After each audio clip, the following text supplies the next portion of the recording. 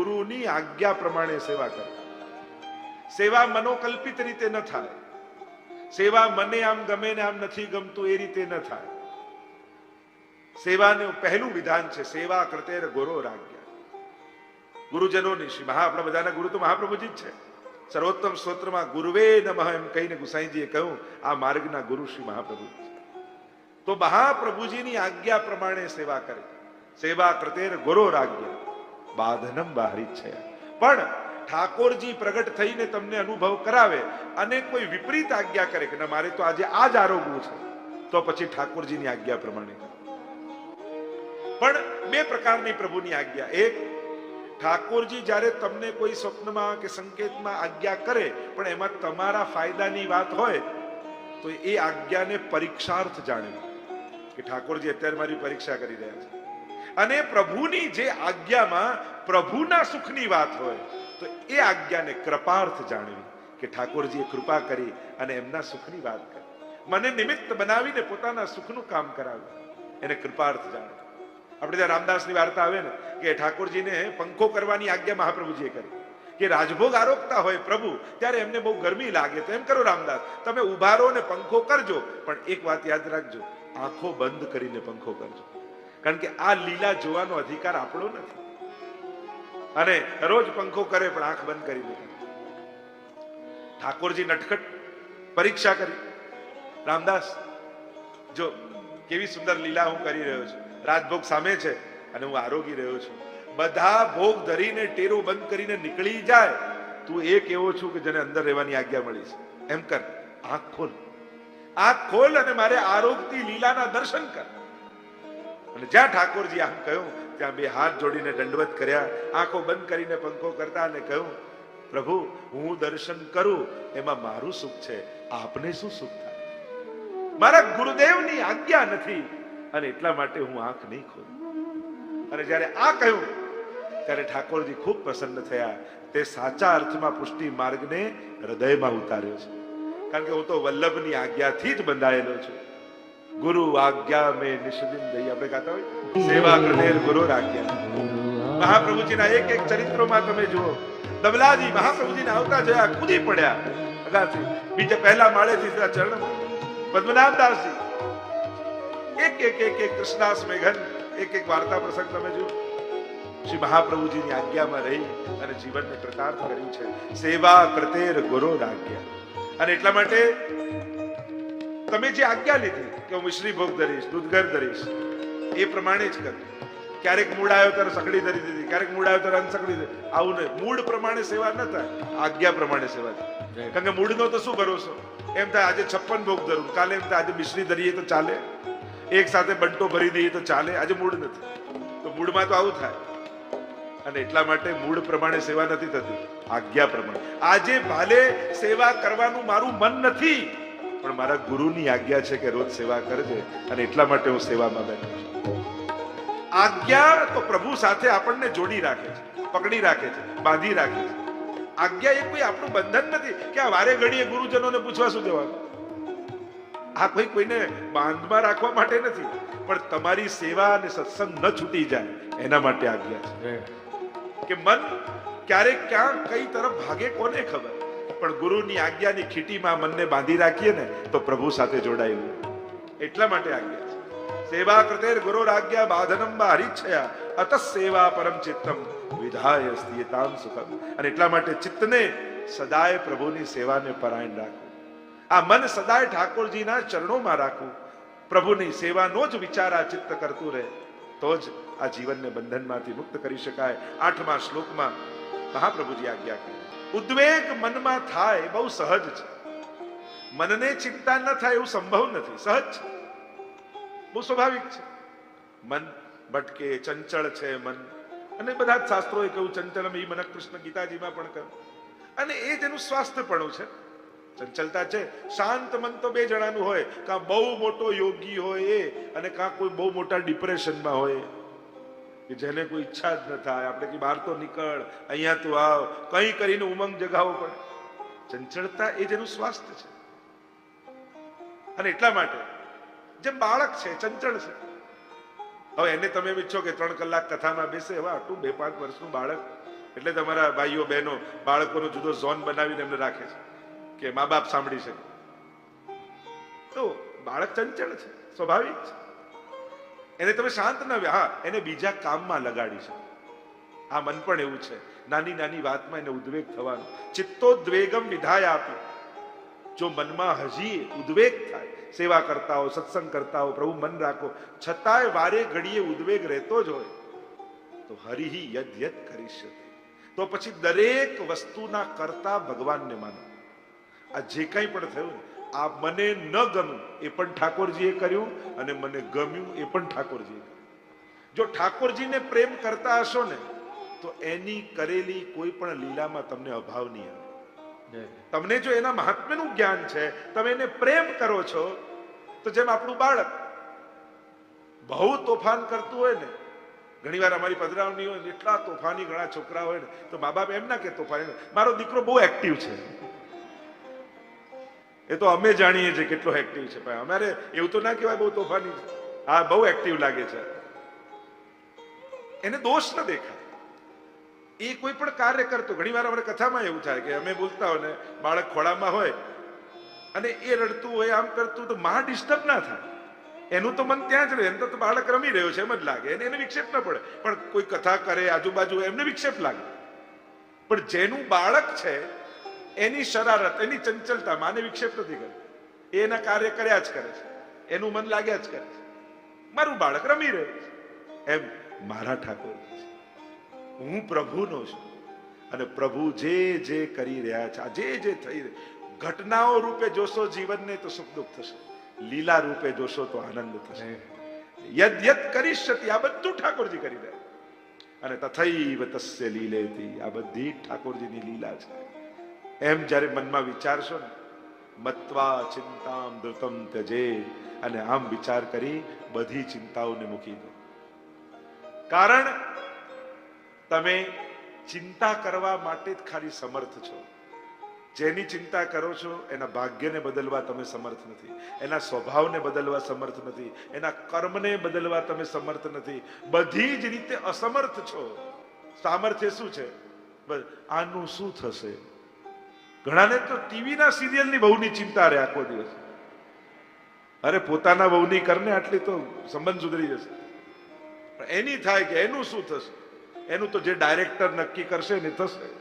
એમ જ આપણા જીવનનો ડાયરેક્ટર જે નક્કી કરશે ને એ જ થવાનું છે. પ્રભુ આ જે લીલા કરી રહ્યા છે, તથૈવ તસ્ય લીલેતિ, આ બધી એની લીલા છે. અને આનંદસ્ય હરેર લીલા, પ્રભુ તો આનંદથી ખેલી રહ્યા છે. એને કોઈ રાગ દ્વેષ થોડી છે કે આને દુઃખી કરવું, આને શું કરવું. આપણે એટલા બધા મહત્વના ખરા કે આટલા અબજો લોકોમાં ભગવાન ગોલોક ધામમાંથી સીધા આપણા પર નજર રાખીને કે આને તો દુઃખી જ કરવું છે, આવું કરું ના. પ્રભુએ તો ઓટો પાયલોટ પર, ઓટો મોડ પર આખી દુનિયા મૂકેલી છે. જન્મે છે, ચાલે છે, ત્યારે વિશ્વરૂપ દર્શન કરે, વિરાટ સ્વરૂપનું દર્શન, કેવું બધું ઘટી રહ્યું છે. પ્રભુને ક્યાંય કોઈ ઇન્ટેન્શન થોડી છે. આ તો ઓટો પાયલોટ, ઓટો મોડ પર ચાલે છે બધું. સર્જન, પાલન, વિસર્જન, આ બધું જ ચાલી રહ્યું છે. ક્યાંય કોઈ ઇન્ટેન્શન સાથે તો પ્રભુ તો ખેલી કર્યા છે. વેદાંત એમ કહે છે આ લીલા છે ભગવાન, અને લીલા છે, અને લીલા રાગ દ્વેષ સાથે ન થાય, કેવલ આનંદ સાથે. એક નાનકડું બાળક જેમ રમતું હોય, એ રમવામાં કોઈ ઇન્ટેન્શન થોડી હોય, ખેલી રહ્યો છે એના આનંદ માટે. ઘણી વાર આપણને આમાં શું મજા આવતી હશે એને, ખાલી બોલ દિવાલ પર મારે, પાછું પકડે દિવાલ પર મારે. લોજિકલી વિચારતા આમાં શું મજા આવે? એ તમને મજા, તમે જ મોટા થઈ જાઓ, ત્યારે 50 વર્ષના થઈ જાઓ અને 5 વર્ષના બાળકને દિવાલ પર મારીને રમતા જો, તમને આમાં શું આને મજા આવતી હશે? પણ તમને નાના હતા ને ત્યારે તમને આમાં જ મજા આવતી. સંજોગ બદલાયા, સમજ બદલાઈ, એટલે પછી એમાંથી રસ ઉડી ગયો. જો દરેક જીવનમાં માણસના સ્ટેજ ઉપર દરેક એ જ વાત હોય, પણ જેમ જેમ સ્ટેજીસ જાય એમ વાત બદલાઈ જાય. બસ જગતમાં આજ તથૈવ તસ્ય લીલેતિ મત્વા ચિંતામ ધૃતમ તજે, આ એની લીલા છે. અને જ્યારે એ ભાવથી તમે જુઓ ને, તો દરેક વખતે તમને એનો આનંદ આવે. જેમ કોઈ મેચ તમે જોતા હો અને મેચમાં તમે કોઈ પક્ષે ન હો, ત્યારે તમે ખેલાડીની હોશિયારીને વખાણ કરો છો. અને જ્યારે કોઈ પક્ષે જતા રહો છો ને, પછી તમારા ફેવરેટ ખેલાડી ભૂલ પણ કરે ને, તેમ આને જાણી કરીને કરી લાગે છે, બાકી આ કરે નહીં આવું, કારણ કે તમને પક્ષપાત છે. પણ જ્યારે બીજા કોઈ બે દેશ રમતા હોય ત્યારે તમે ક્રિકેટને વખાણો, જ્યાં ફૂટબોલ જોતા તો ફૂટબોલને વખાણો કે આણે આ સરસ કિક કરી, આ સારું કોર્નર કર્યું, સારું ગોલ કર્યો. પછી એ રમતને વખાણો છો, પછી કોઈ ખેલાડીને નથી વખાણતા, કોઈ ટીમને નથી વખાણતા. મહાપ્રભુજી કહે બસ એ જ, કોઈ ટીમમાં ન જઈશ, તું આ દુનિયાની રમતને જોયા કર, અને જોતો રહીશ તો જે સારું કરશે એને વખાણતો તું જઈશ. તને ગમશે, ભૂલ થશે તો શીખવાય મળશે, સમજવાય મળશે, પણ રાગ દ્વેષથી મુક્ત થઈ જઈશ. તથૈવ તસ્ય લીલેતી મત્વા ચિંતા મૃદંત જેતા, એની લીલા છે એમ કહીને મહાપ્રભુજી આગળ આજ્ઞા કરે. મહાપ્રભુજી છેલ્લી સંજીવની બૂટી માનું આપતા કહે કે આ બધું રહે છે જ, ચિંતા છે જ, શરણાગત થયો છું, છેલ્લો ઉપાય તસ્માત સર્વાત્મના નિત્યમ શ્રી કૃષ્ણ શરણમ મમ. છેલ્લો ઉપાય એ છે જે તારાથી થઈ શકે એવો છે, કારણ કે સમજ કેળવવી અઘરી છે, સાધનો કરવા સહેલા છે. અને જો સમજ ન કેળવી શકીએ તો ગુરુજનો સાધનો આપે. ચાલ એમ કર, સર્વાત્મ ભાવે જે કાંઈ છે એ પ્રભુનું છે, જે છે એ પ્રભુ છે, જે મળ્યું છે એ પ્રભુ રૂપ છે. સર્વાત્મ ભાવ ધારણ કરી શ્રી કૃષ્ણ શરણમ મમ આ મંત્રનું વદત પીરેવ સતતમ તે મિત્તે મેવતી, અખંડ આનો તું જાપ કર, સમજની સાથે, વિચારની સાથે. જો આ મંત્રો છે ને એ કોઈ અક્ષરો નથી, એ જીવનની સૌથી મોટી સૂઝ છે. ભગવાન મારું શરણ છે, શ્રી કૃષ્ણ મારું શરણ છે. આ કોઈ અક્ષરો નથી, આ સૂઝ છે. જેમ સંગીતના સ્વર હોય, સા રે ગ મ પ ધ ની સા, આ કોઈ શબ્દ થોડી છે, અક્ષર થોડી છે. સ્વર એ તો સૂઝ છે કે સા કયું કહેવાય, રે કયું કહેવાય, ગ કયું કહેવાય. તમે સા બોલો એટલે સા ગાયું ન કહેવાય, જ્યાં સા હોય એ ગાવું પડે. પણ અક્ષરથી શરૂ થાય. સા રે જ્યારે શીખવાનું શરૂ કરો ત્યારે અક્ષરોનું જ ભાન હોય, સ્વરનું ભાન ન હોય. એટલે સા રે ગ મ પ ધ ની સા સા ની ધ મ પ, આ રીતે તમે અક્ષરને ઘૂંટો, પણ અક્ષર ઘૂંટતા ઘૂંટતા સ્વરની સૂઝ થઈ જાય.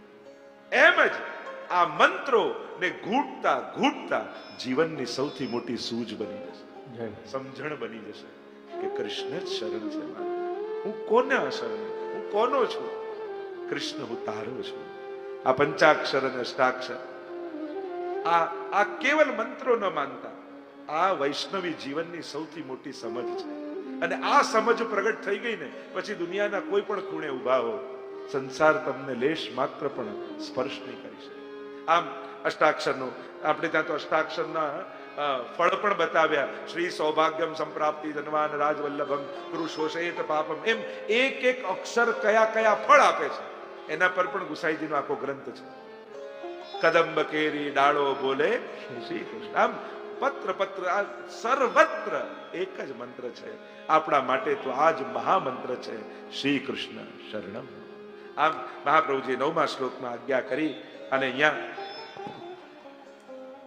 આ નવરત્ન ગ્રંથને આપણે વિરામ તરફ લઈ જઈએ, કારણ કે આપણે શીઘ્રતાથી થોડું આગળ જવાનું છે.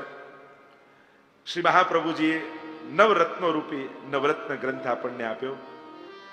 બીજા બધા રત્નોના હાર પહેરો એ તો સુંદરતા વધારશે જ, પણ આ નવરત્નોની જો માળા પહેરશો ને તો તમારા જીવનની સૌથી મોટી સમજ પ્રગટાવી દેશે, સૂઝ પ્રગટાવી દેશે.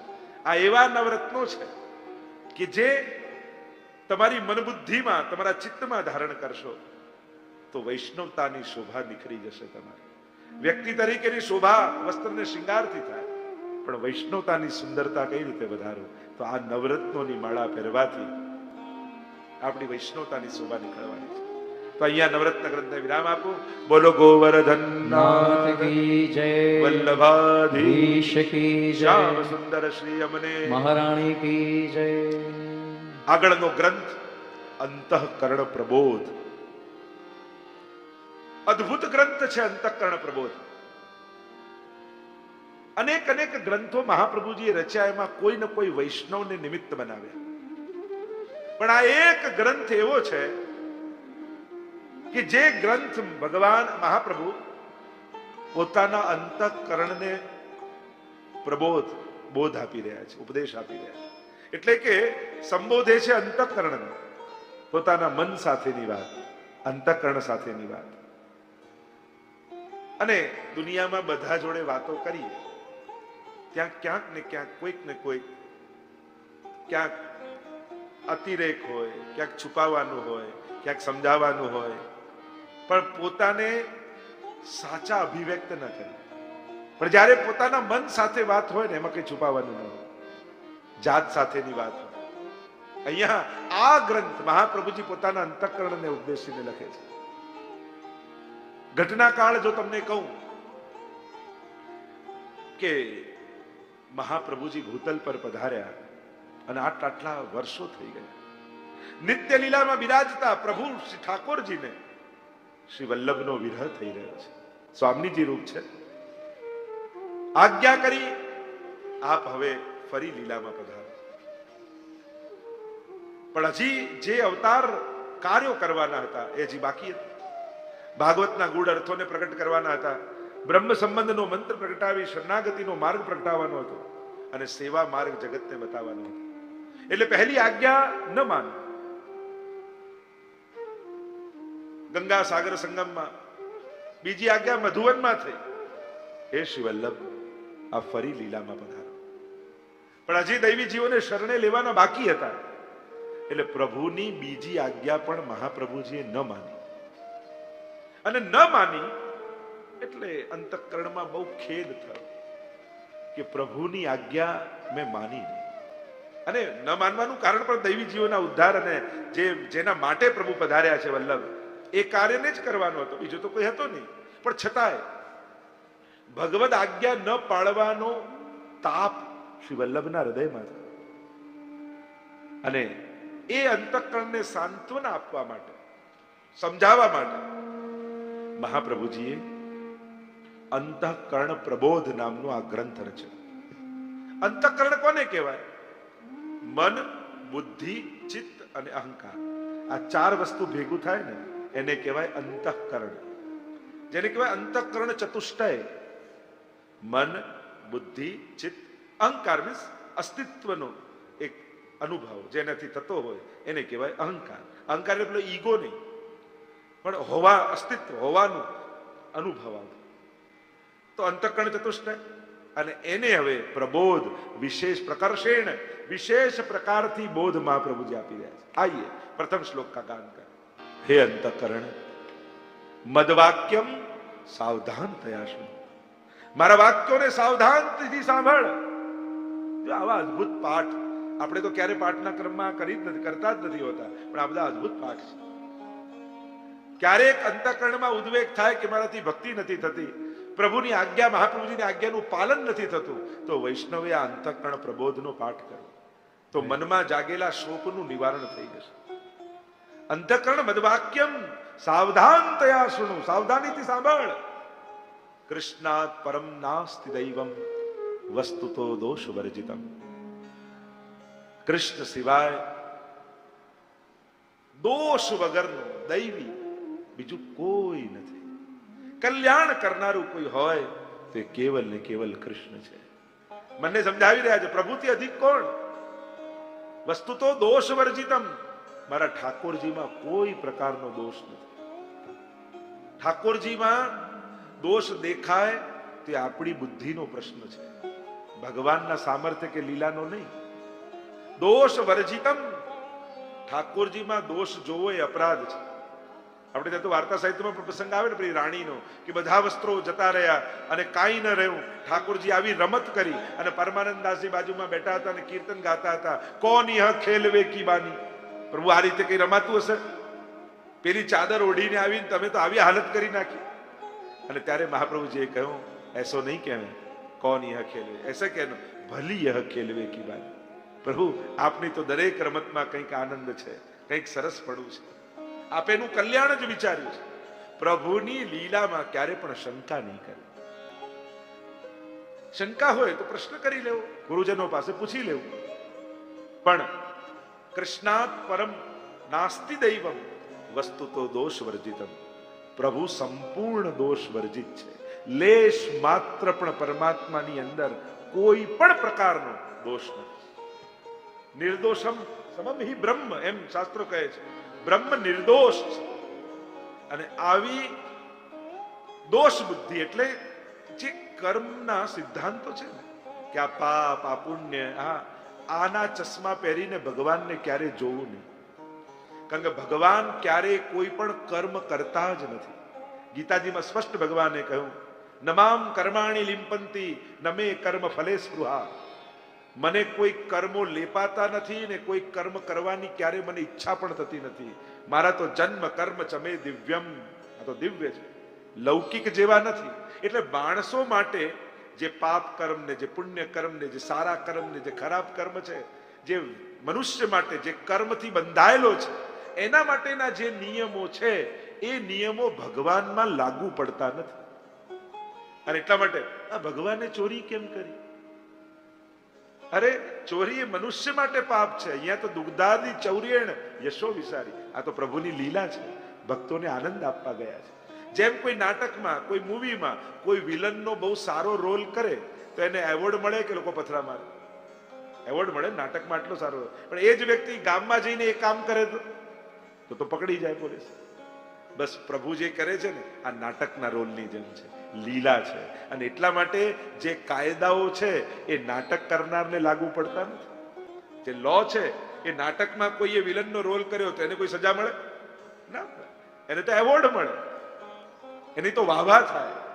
એમ જ જે લો બનાયા છે માણસના કર્મોના એ ભગવાનને લાગુ પડતા નથી. કારણ કે ભગવાન લીલા કરે છે, કર્મ નથી કરતા.